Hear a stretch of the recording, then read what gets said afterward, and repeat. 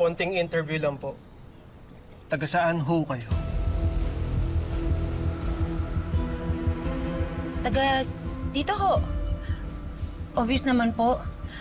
Palabiro din pala kayo, ma'am, ano? Pero alam niyo naman kung anong ibig kong sabihin.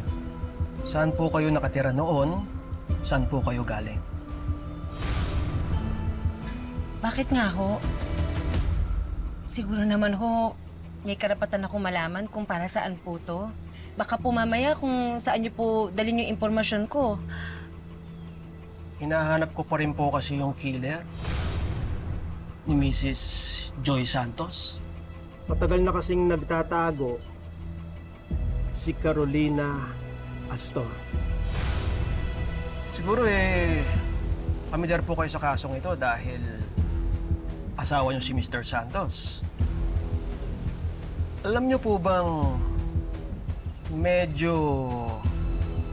sorry, hindi pala medyo. Kamukha mo yung suspect. Di ba kakatuwa na yung taong pumatay na dating asawa ni Mr. Santos, kamukha ng asawa niya ngayon?